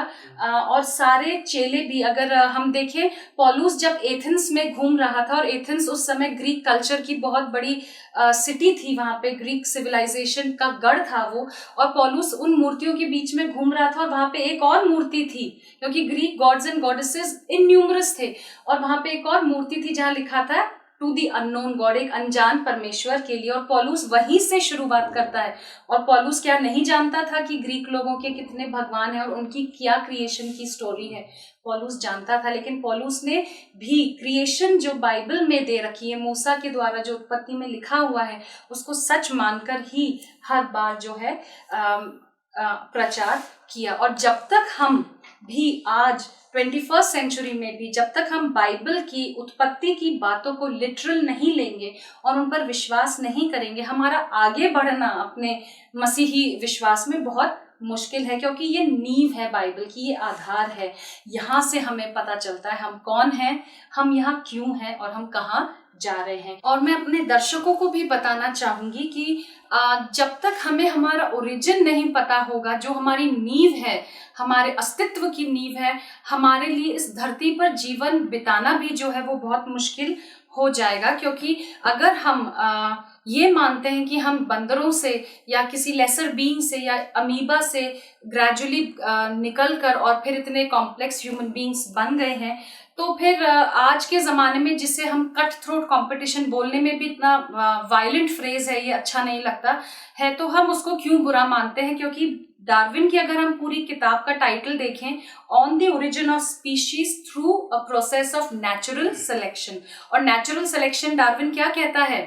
सर्वाइवल ऑफ द फिटेस्ट, यानी कि जिसकी लाठी उसकी भैंस, जो सबसे फिट है वो दूसरों को खत्म करके आगे बढ़ जाएगा और वो सर्वाइव करेगा क्योंकि वो सबसे फिट है। ऐसा ओरिजिन अगर आप और मैं ऐसे ओरिजिन पे विश्वास करते हैं तो हमारे लिए वाकई जीवन जीने का ना तो कोई औचित्य है, ना कोई पर्पस है, ना कोई होप है, और बहुत निराशावादी जीवन जो है वो हमारा हो जाता है, क्योंकि हम नहीं जानते हम यहाँ क्यों हैं और हमारा आने वाले समय में क्या होगा। ऐसा लगता है हम एक्सीडेंट से यहाँ आए हैं और ऐसे ही अपना जीवन दुख तकलीफ मुसीबत परेशानी में व्यतीत करेंगे और ऐसे ही एक्सीडेंट से एक दिन खत्म हो जाएंगे। लेकिन बाइबल जो है वो हमें बहुत clearly, it's a complete cyclic book, वो हमें जो सृष्टि परमेश्वर ने उत्पत्ति में की थी, पाप के आने पर वो खत्म हुई। हम देखते हैं कि प्रकाशित वाक्य के 21 बाब में वो सृष्टि परमेश्वर वहीं पर आके उसको रिक्रिएट करता है। जैसा लिखा है, फिर मैंने नए आकाश और नई पृथ्वी को देखा, क्योंकि पहला आकाश और पहली पृथ्वी जाती रही और समुद्र भी ना रहा। तो it's a full circle. Bible completely हमें बताती है कि कैसे हमारा शुरुआत हुई, कहाँ हम भटक गए, और हम कोई चांस नहीं, हमारा प्लान ऑफ साल्वेशन भी जो है वो कोई चांस की बात नहीं।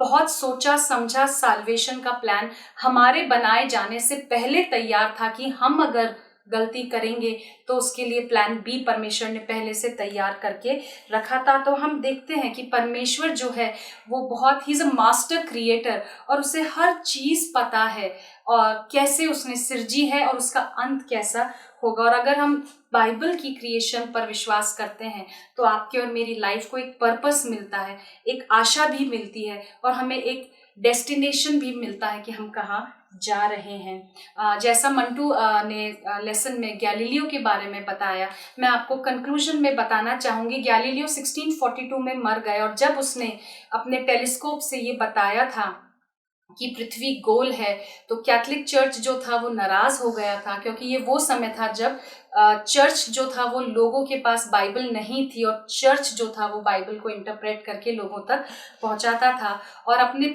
जिंदगी गैलीलियो जो था वो अपने घर में नजरबंद रहा और वो मर गए। और तब भी 350 साल लगे कैथोलिक चर्च को गैलीलियो को एक्सोनरेट करने में, क्योंकि 1992 में चर्च ने माना कि गैलीलियो जो था वो सही था। लेकिन अगर हम बाइबल पढ़ते हैं तो बाइबल हमें बताती है पहले से ही कि परमेश्वर जो है वो आकाश और पृथ्वी का बनाने वाला है। यशाया 45:12 मैं आपके सामने पढ़ रही हूँ।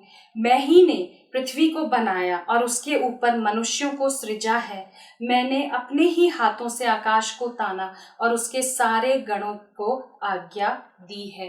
भाइयों बहनों, अगर हम परमेश्वर पर विश्वास करते हैं तो जरूरी है, जैसे यीशु मसीह और उसके चेले भी बाइबल के क्रिएशन अकाउंट पर विश्वास करते थे, हम भी उस पर विश्वास करें और हम जानें कि कैसे हम अपने विश्वास के लिए खड़े हो सकते हैं, क्योंकि वो समय जल्द आ रहा है जब आपको और मुझे जवाब देना होगा इस दुनिया को जो पाप से भर चुकी है और अविश्वासी हो चुकी है और परमेश्वर की बातों को नहीं मानती।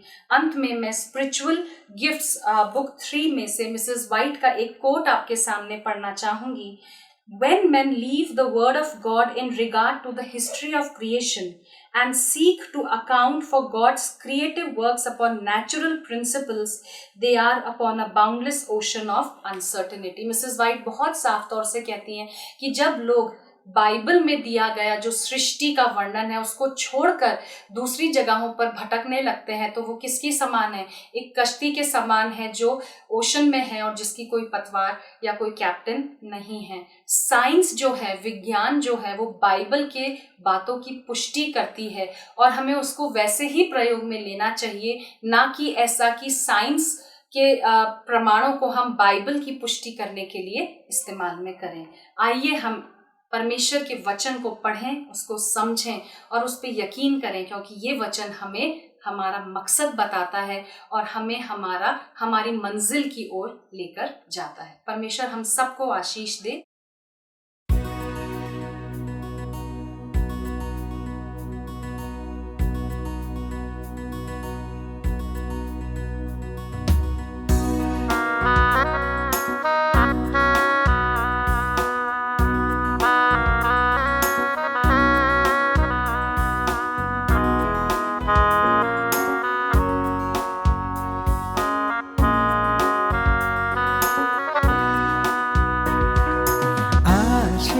तुझसे चाहते हैं हे स्वर्ग पिता, हम आते हैं।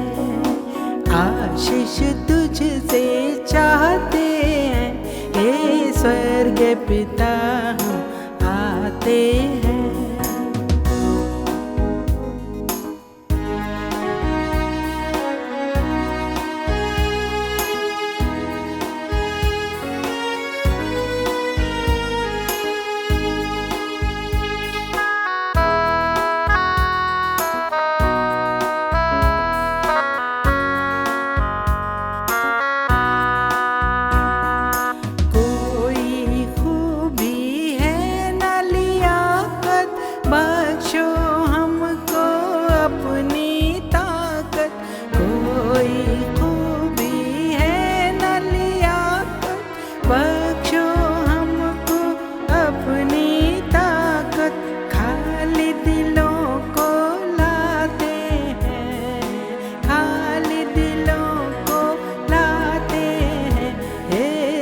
स्वर्ग पिता हम आते हैं, आशीष तुझसे चाहते हैं, हे स्वर्ग पिता हम आते हैं।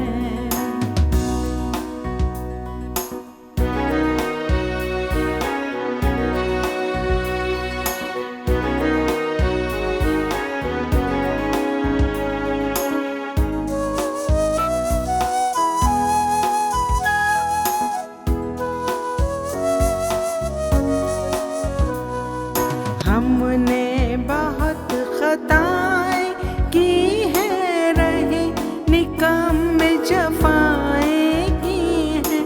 हमने बहुत खताएं की हैं, रहे निकम्मे जफाएं की हैं।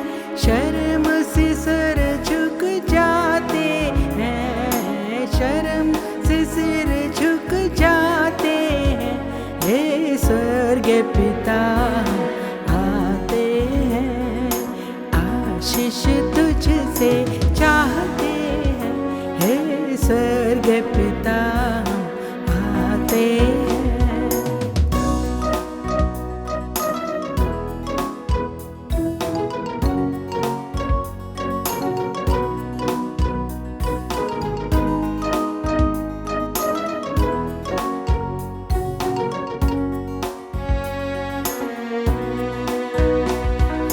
तुम हो शक्तिमान प्रभु जी, कुदरत तुम्हारी शान यीशु जी। तुम हो शक्तिमान प्रभु जी, कुदरत तुम्हारी शान यीशु जी। हम तो सना हम गाते हैं, हम तो सना हम गाते हैं, हे स्वर्ग पिता हम आते हैं, आशीष तुझसे चाहते हैं, हे स्वर्ग पिता हम आते हैं, आशीष तुझसे चाहते हैं, हे स्वर्ग पिता हम आते हैं।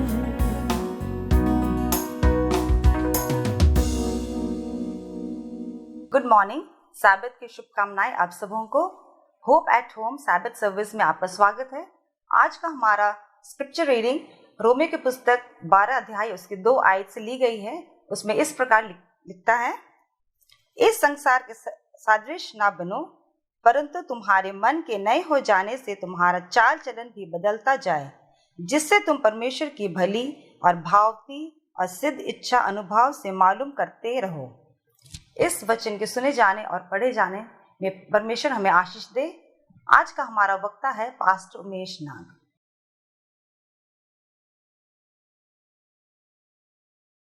आप सबों को एक बार फिर से प्रभु यीशु मसीह में सलाम। आज हर इंसान अपनी सिक्योरिटी के विषय में सोचता है। अगर हमारी बाउंड्री वॉल का गेट बंद है, उसमें लॉक लगा है, लेकिन उसके बाद भी हम मेक श्योर होते हैं कि हमारा मेन डोर बंद हो। और जब हम सोते हैं तो हम ख्याल रखते हैं कि हमारा बेडरूम का दरवाजा भी बंद हो। सिक्योरिटी इज वेरी इंपॉर्टेंट, बहुत ही ज्यादा जरूरी है। और आज हर इंसान अपनी सिक्योरिटी के विषय में सोचता है, जबकि हम सब आज कोविड-19 में के घेरे में हैं। और जायज बात है कि हम सब अपनी सिक्योरिटी के विषय में सोच रहे हैं। और हमारे अलग अलग सिक्योरिटी के मापदंड हैं। जिस कमरे में हमारी ट्रेजर है, लॉकर्स है, और हमेशा हम सोचते हैं कि उस कमरे की सिक्योरिटी ज्यादा हो। सेकेंडली, जो हमारा शरीर है, मतलब हमारा बेडरूम है, हम सोचते हैं उसका भी दरवाजा जो है मजबूत हो। अजीजों, एक दिन आएगा जब, जैसे कि आप जानते हैं, कोविड-19 ट्रेजर्स, रुपया, पैसा, धन दौलत की वैल्यू जो है वो खत्म हो जाएगी। और समय आएगा कि मैं और आप का अस्तित्व इस दुनिया से खत्म हो जाएगा, तो कहां पर हमें खास सिक्योरिटी रखना है? क्या आपने कभी सोचा है कि हमारा इस आत्मिक जीवन को भी सुरक्षा की जरूरत है? क्या मेरा और आपका आत्मिक जीवन सुरक्षित है? और आप जानते हैं कि हमारा आत्मिक जीवन हमारे सोच पर निर्भर है, हमारे मन पर निर्भर। इसी कारण दाऊद कहता है, हे मेरे मन तू यहोवा को धन्य कहे, भजन संहिता 103 अध्याय में। हे मेरे मन यहोवा को धन्य कहे, वो किसी व्यक्ति को नहीं कह रहा है, ना किसी ऑडियंस को कह रहा है या उसको एड्रेस कर रहा है, लेकिन वो अपने मन को कह रहा है, क्योंकि वो जानता है और हम भी जानते हैं कि मन चंचल है, मन धोखा देने वाला है और मन में असाध्य रोग लगा हुआ है। हमारी सोच बहुत ही जरूरत है कि उसको सुरक्षित रखें इस दौरान में। एक मैं कहानी बताऊंगा, इस इलस्ट्रेशन। एक बार टूरिस्ट कमेटी, जो टूरिज्म कमेटी है, उन्होंने मीट की, क्योंकि माउंटेन टॉप में लोग जाते थे घूमने के लिए, और अक्सर ऐसा होता था कि नजारा देखते हुए उनका पैर फिसल जाता था, वो गिर जाते थे। और उस ऑर्गेनाइजेशन ने सोचा कि क्या ऐसा करें कि लोगों का गिरना कम हो जाए, मरना कम हो जाए। और सब मिले बैठे डिस्कस किए। एक आदमी ने कहा, सर मेरे पास एक योजना है, क्यों ना हम उस पहाड़ के नीचे एम्बुलेंस खड़े कर दें कुछ। जैसे ही आदमी गिरेगा हम एम्बुलेंस में रखेंगे और सीधा हॉस्पिटल ले जाएंगे। सबने कहा, क्या आइडिया है, बहुत बढ़िया तरीका। लेकिन उससे भी कुछ ज्यादा हल नहीं निकला। दोबारा कमेटी बैठी गई, फिर से आइडियाज आए। एक आइडिया है, क्यों ना हम नीचे हॉस्पिटल बना दें, ताकि जैसे आदमी गिरेगा सीधा हम हॉस्पिटल में एडमिट कर देंगे। लेकिन यह भी कारगर नहीं था। किसी बुजुर्ग ने, जो वहां बुजुर्ग था, उसने बोला, मूर्खों, मैं तुम्हें आइडिया देता हूं, रेलिंग लगा दो, बाउंड्री खिंचवा दो माउंटेन टॉप में, कोई आदमी नहीं गिरेगा। अजीजों, हमें जरूरत है जानने की कि सबसे ज्यादा सुरक्षा आज यदि मुझे और आपको चाहिए तो कहां के लिए चाहिए। हां ठीक है, हमें सुरक्षा चाहिए जहां हमारे धन दौलत हमने रखा हुआ है, लेकिन एक दिन वो सब खत्म हो जाएगा। हां, मुझे सुरक्षा चाहिए, अपने जान की सुरक्षा जरूरी है, लेकिन एक दिन वो भी खत्म हो जाएगा। लेकिन क्या चीज है जो मुझे और आपको अनंत जीवन पहुंचाएगी? वो क्या चीज है कि मुझे और आपको अनंत जीवन में प्रवेश करेगी? मेरी और आपकी आत्मिक जीवन। इसी कारण बाइबल कहती है कि आओ हम आत्मिकता में बढ़ते जाएं, मजबूत होते चले जाएं। और इसकी सुरक्षा कहां पर बैठानी होगी? क्योंकि हमारी आत्मिकता को जो भंग करता है, जो हमारी आत्मिकता को में रुकावट आती है, वो हमारी सोच है। वो हमारी सोच है।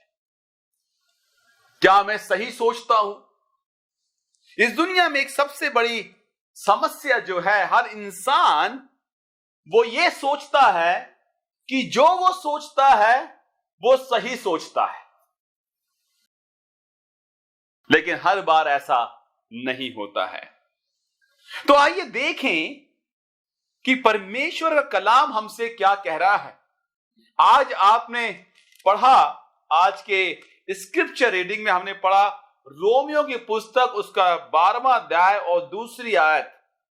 इसमें इस प्रकार से लिखा है, इस संसार के सदस्य ना बनो, परंतु अपने मन के नए हो जाने से तुम्हारा चाल चलन भी बदलता जाए, जिससे तुम परमेश्वर की भली और भावती और सिद्ध इच्छा अनुभव से मालूम करते रहो।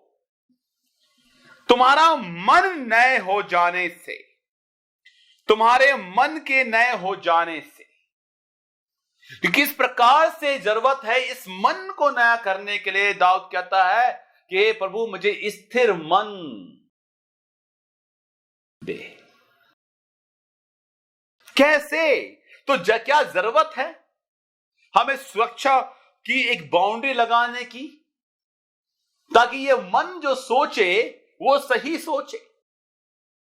साइंस बताता है कि हम दिन भर में 65,000 विचार हमारे दिमाग से क्रॉस होते हैं। 65,000 और अधिकतम जो विचार हैं वो नकारात्मक है। तो किस तरीके से हम क्या करें कि ये नकारात्मक ख्याल, ये नकारात्मक सोच सकारात्मक में बदल जाए। इसलिए ये बहुत ही लाजमी है और जरूरत है और आवश्यक है कि हमें सुरक्षा चाहिए अपने आत्मिक जीवन के लिए, और उसके लिए हमें सुरक्षा चाहिए लगाना है अपनी सोच पे, क्योंकि इसी हिस्से से पवित्र आत्मा हमसे कम्युनिकेट करता है। तो क्या करें?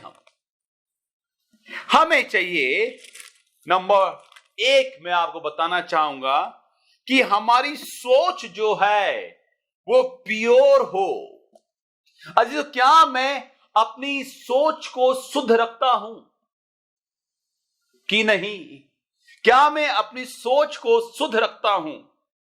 मेरे साथ निकाले फिलिपियों की पत्री उसका 4था अध्याय उसकी 8वीं आयत।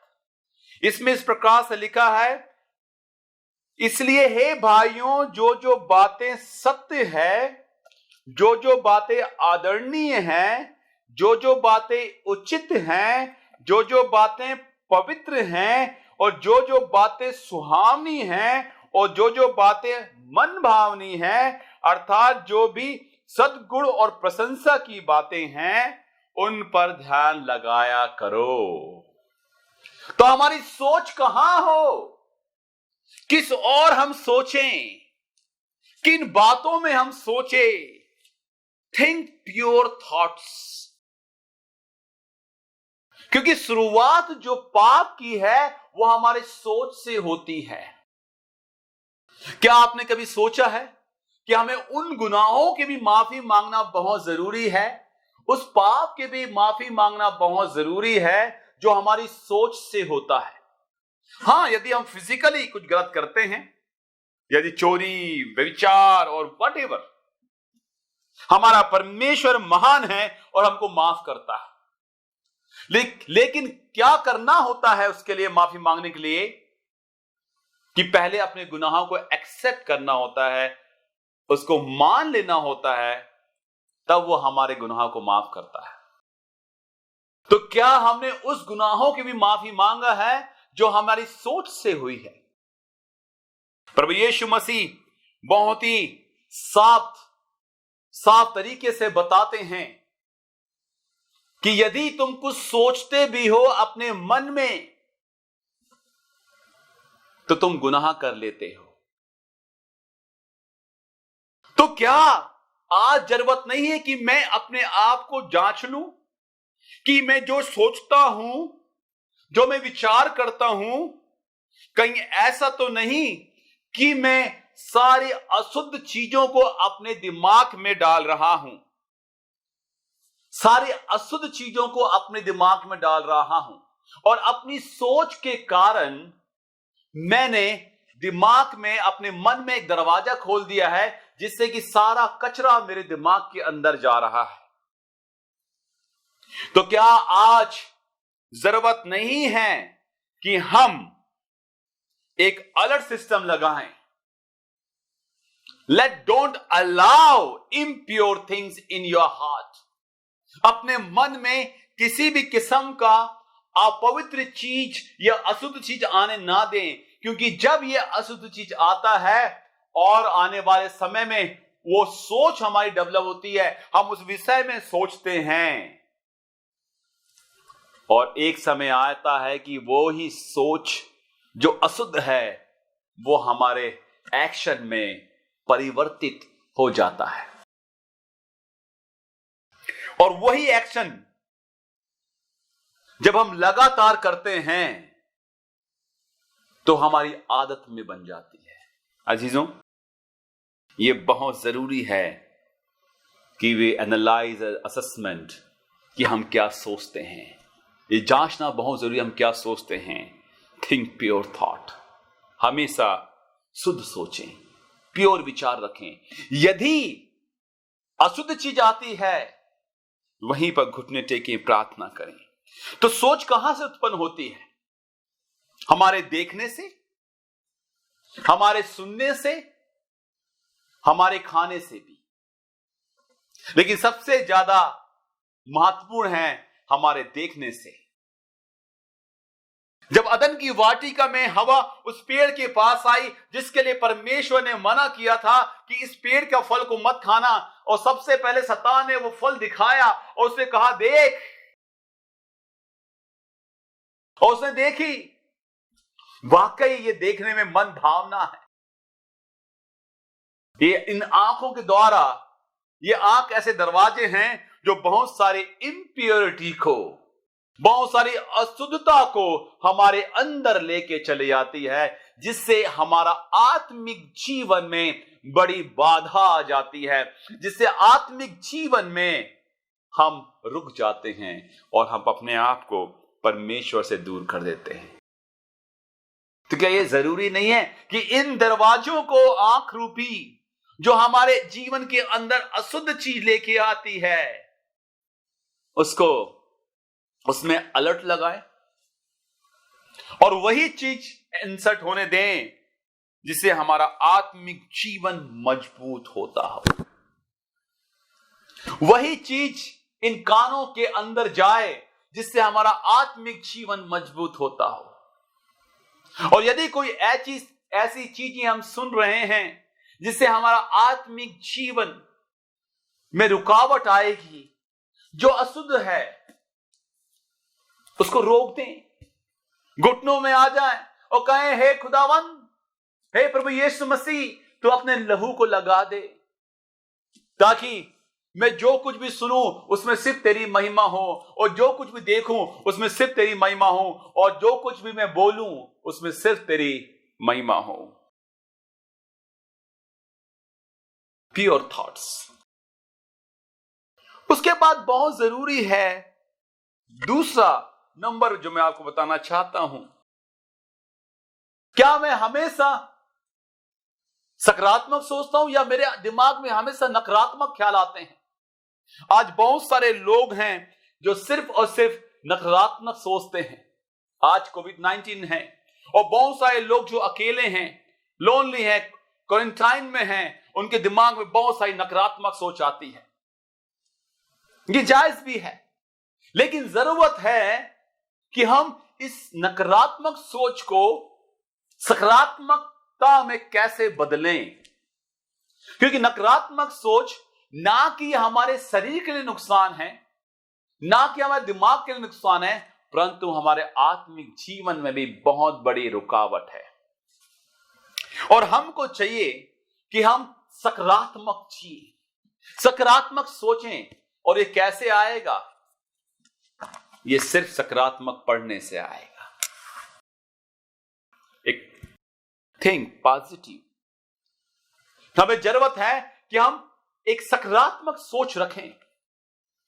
और वो चीजें सिर्फ हमें परमेश्वर के नजदीक है, क्योंकि परमेश्वर हमें हमेशा हमारे जीवन से नकारात्मकता दूर करता है और सकारात्मकता हमारे अंदर लेके आता है, ताकि हम पॉजिटिव जिएं। भले ही हम जितने समस्या में हैं, लेकिन फिर भी एक आशा प्रभु यीशु मसीह ने हमारे जीवन में दी है।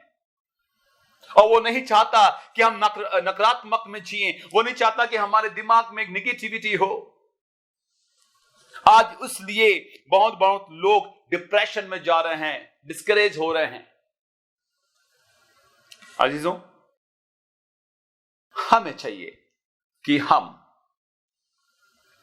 सकारात्मकता में आगे बढ़ें। एक बार की बात है, एक ड्राइवर अपनी सवारियों को लेके जा रहा था और अचानक एक किसी व्यक्ति ने कार में आगे से कट मारते हुए निकल गया, और ड्राइवर ने कुछ नहीं किया, जस्ट ही गेव स्माइल, एक मुस्कुराहट उसने दी। लेकिन पैसेंजर थे वो बहुत गुस्सा हो गए, बोले अरे एक व्यक्ति ने हमारे सामने से कट मारते हुए निकल गया, तुम मुस्कुरा रहे हो, पीछा करो उसका। ड्राइवर ने कहा सर,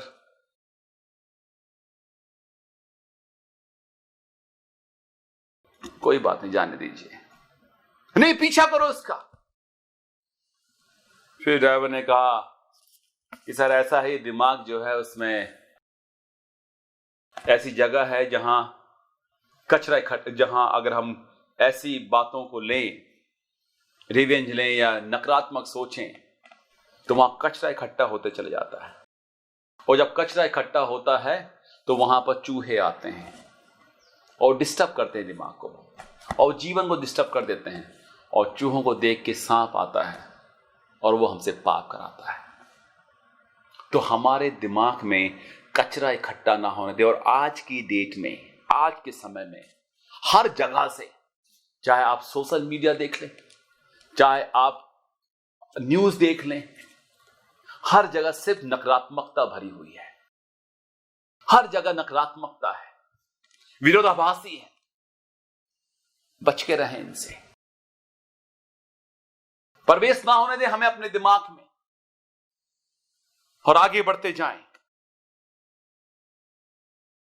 उसके बाद बहुत जरूरी है, मैं चाहता हूं मेरे सामने निकालें कुलुस्सियों की पत्री, उसका 3 अध्याय और 15वीं आयत में पढ़ना चाहूंगा आपके सामने। मसीह की शांति जिसके लिए तुम एक देह होकर बुलाए भी गए हो, तुम्हारे हृदय में राज करे और तुम धन्यवादी बने रहो। ये किस बात ही कह रहा है? क्या मैं और आप एक शांतिपूर्वक विचार हमारे हृदय में आते हैं? यहां हृदय हमारा हमेशा अशांत रहता है। यहां पर लिखता है मसीह की शांति। और अजीजों, एक चीज हमेशा ध्यान रखना, हमारे विचार से ही हमारे दिमाग में शांति, हमारे हृदय में शांति और अशांति होती है। क्या मैं बहुत ही शांतिपूर्वक सोचता हूं? क्या मेरे हृदय में यीशु मसीह की शांति बनी रहती है?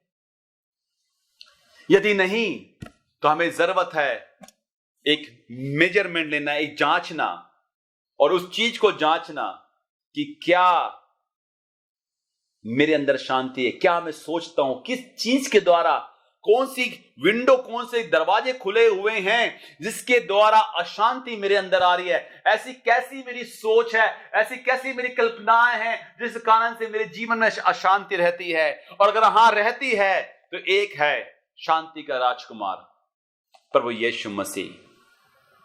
शांति का राजकुमार प्रभु यीशु मसीह। आप उनसे शांति मांगिए और वो हमारे हृदय में शांति देगा। तब अगर वो जब हमारे हृदय में शांति देगा, हमारे हृदय में हम फील करेंगे, हम महसूस करेंगे उस शांति को। अगर आज मैं बोलूं कितने लोग खुश हैं, सब हाथ उठाते हैं। सभा में बोलते हैं कितने लोग खुश हैं, किनके हृदय में शांति, सब हाथ उठाते हैं। लेकिन हर एक इंसान किसी ना किसी लड़ाई से जूझ रहा है। तीसरा इफिसियों की किताब 3 अध्याय, इफिसियों 3 अध्याय उसी 11वीं आयत में लिखा है, उस सनातन मनसा के अनुसार जो उसने हमारे प्रभु यीशु में की थी। आखिरी मैं आपसे बताना चाहूंगा, क्या मैं जो सोचता हूं वो बातें उद्देश्य पूर्वक हैं? वो कौन सी मनसा की हैं? मेरे विचार उद्देश्य पूर्वक है या नहीं है? क्या दिन भर मैं सोचता हूं और अगर दिन भर की सोच में कोई विचार मेरे उद्देश्य पूर्व नहीं है तो मेरा दिन भर का समय मैंने बर्बाद कर लिया उन बातों को सोचने के लिए जिसका कोई अर्थ नहीं है। दिन भर मैंने बर्बाद कर दिया जिसका कोई भी अर्थ नहीं है। और बाइबल यह भी कहती है कि हम सबों को हर एक समय का हिसाब देना होगा। तो मैं क्या ज्यादा से ज्यादा समय सिर्फ और सिर्फ बर्बाद कर रहा हूं? अजीजों, वहीं पर हमें एक अलर्ट लगाने की जरूरत है। ये क्या मेरी सोच पर्पसफुल थॉट है? क्या मेरी सोच ऐसी है कि आने वाले समय में मेरी सोच के कारण मेरा आत्मिक जीवन बढ़ेगा और इसके द्वारा बहुत सारे लोग उस अनंत जीवन में प्रवेश करेंगे? क्या आप और मैं ज्यादा समय सिर्फ ऐसी सोच में बर्बाद कर रहे हैं जो उद्देश्य पूर्वक नहीं है, पर्पसफुल नहीं है? और यदि पर्पसफुल नहीं है, हम अपने समय को बर्बाद कर रहे हैं और हमारा आत्मिक जीवन गिरते जा रहा है। और जब आत्मिक जीवन गिरते जाएगा तो हम प्रभु से दूर होते जाएंगे और तब हम तैयारी नहीं कर सकते प्रभु यीशु मसीह के दूसरे आमद की। तो अजीजों, ध्यान रखें, आज समझने की जरूरत है, अपने आप को जांचने की जरूरत है, अपने आप को समझने की जरूरत है कि मेरी सोच कैसी है। क्या मेरी सोच प्योर है, शुद्ध है? क्या मेरी सोच सकारात्मक है? क्या मेरी सोच शांतिपूर्वक है या मेरी सोच उद्देश्य पूर्वक है? यदि नहीं तो अभी जरूरत है कि हम प्रभु में आए, घुटनों को टेकें और प्रार्थना करें, कहें प्रभु मेरी सोच को बदल दे। जैसा ही दाऊद कहता है कि हे मेरे मन यहोवा को धन्य कहे, क्योंकि शैतान नहीं चाहता कि मेरा मन, मेरे विचार परमेश्वर की महिमा करे। इसीलिए वो हमारे मन में अलग अलग सी कल्पनाएं लेके आता है जिसका कोई उद्देश्य नहीं है, जिसका सिर्फ एक ही उद्देश्य है कि हमारा आत्मिक जीवन नीचे गिर जाए। और मैं और आप जिनके पास आज एक खुदा का कलाम है, ये कलाम हमें मदद करेगा कि हम अपनी सोच को बदल दें। इसी का दाऊद कहता है कि हे प्रभु मेरे अंदर शुद्ध मन उत्पन्न कर, शुद्ध मन उत्पन्न कर। और हमें जरूरत है कि एक अलर्ट लगा दें, सुरक्षा की बाउंड्री लगा दें, अपनी सोच में यीशु के लहू को लगा दें और कहें प्रभु इस सोच में से तेरा ही कब्जा हो। मेरी आंखों में प्रभु अपने लहू को लगा दे ताकि हर एक चीज जो मैं देखूं उसमें तेरे नाम को महिमा मिले। हर एक चीज में सुनूं सिर्फ तेरे नाम को महिमा मिले और हर एक शब्द जो बोलूं उसमें सिर्फ तेरे नाम को महिमा मिले। अजीजों, ये समय जल्दी आ रहा है और प्रभु यीशु मसीह बस अब दरवाजे में ही है। क्या आत्मिक तौर से हम तैयार हैं? और अगर नहीं तो आत्मिक तौर से तैयार होने के लिए, आत्मिकता में तैयार होने के लिए हमें जरूरी है कि हमें पहरेदार बैठाने पड़ेंगे। अपनी सोच में बदलना पड़ेगा उस सोच को जो हमें नकारात्मक की ओर लेके जाती है, जो अशुद्धता की ओर लेके जाती है, जो उद्देश्यहीनता की ओर लेके जाती है और जो अशांति की ओर लेके जाती है। आइए अपने प्रभु यीशु मसीह जो शांति का राजकुमार है उसे अपने जीवन में बैठा लें। जो शांति का राजकुमार है उससे कहें कि प्रभु अपने लहू को लगा ताकि मेरी सोच बदल जाए और मेरा आत्मिक जीवन आगे बढ़ता जाए। प्रभु आप सबों को बहुतायत से आशीषित करें। May God bless you. धन्यवाद देना चाहते हैं सुंदर वचन के लिए पास्टर उमेश नारका, बड़े अच्छी तरह से जो है परमेश्वर के कलाम को हमारे बीच में रखा। आइए हम जो है अपने आप को प्रभु के लिए तैयार करें। ये समय है कि हम दुआ में जाएंगे। आइए हम अपने आंखों को बंद करें। स्वर्गीय बाप, तेरे चरणों में आते हैं और धन्यवाद देना चाहते हैं कि तूने हमारे साथ रहा और हमें इस सब्बत की घड़ी में हमें पवित्र आत्मा के द्वारा बचा के रखा प्रभु। होने दे कि ऐसे ही हमें बचा के रख, ताकि हमारा जिंदगी आपके हाथों में होने वाले हो सके। आज जो कुछ भी हमने तेरे वचन से सीखा है प्रभु, होने दे कि पवित्र आत्मा के द्वारा हमें गाइड कर, इस्तेमाल कर, कि हम अपने जीवन में इस्तेमाल करने वाले हो सके। धन्यवाद देते हैं, सुनने वालों को भी तेरे हाथों में सौंपते हैं। ये दुआ आपके प्यारे पुत्र प्रभु यीशु के नाम से मांगते हैं, सुन और स्वर्ग में आमीन।